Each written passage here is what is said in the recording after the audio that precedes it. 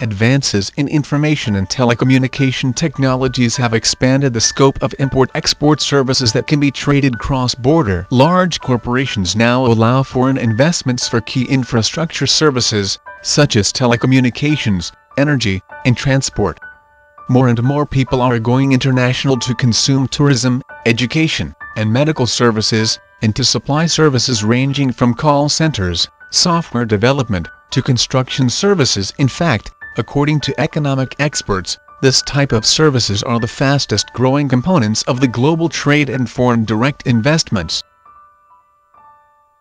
Import-export services, however, continue to be affected by policy barriers, especially to foreign investment in the movement of service-providing individuals with trade in goods. Traditional analysis of barriers has focused primarily on the effects of tariffs or the discriminating taxes levied on foreign-produced goods at the border of a country. Barriers to trading in services are typically regulatory barriers, rather than explicit taxes. They need not discriminate against foreigners.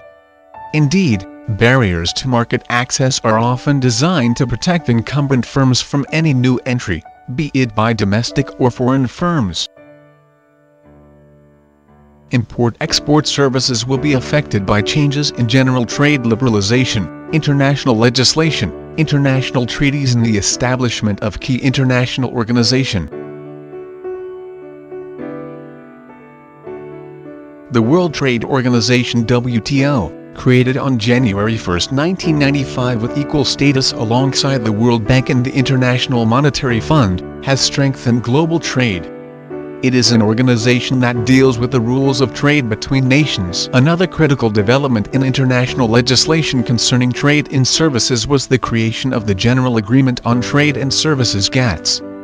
The system was initiated in 1994 during the Uruguay round of WTO negotiation. The GATS significantly broadened the coverage of the multicultural trading system by establishing rules and disciplines on policies affecting access to import-export services.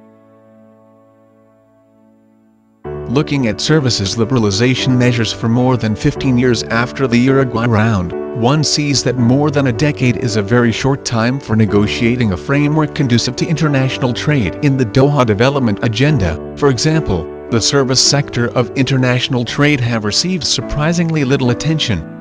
Much of the negotiations and public discourse has found on protectionist policies in agriculture. Therefore, rules that enhance import-export services and a framework that permits and promotes the liberalization of the service sector were and are important elements of the trade agenda.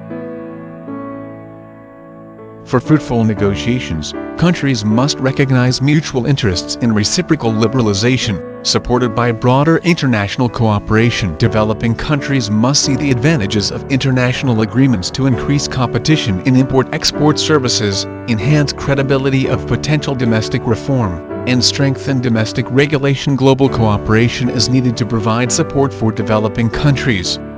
Secondly, industrial and developing countries must see advantages to allowing the temporary movement of individual service providers. Facilitating such movement will require greater cooperation between source and host countries than has been provided for in the framework of GATS and other regional trade agreements.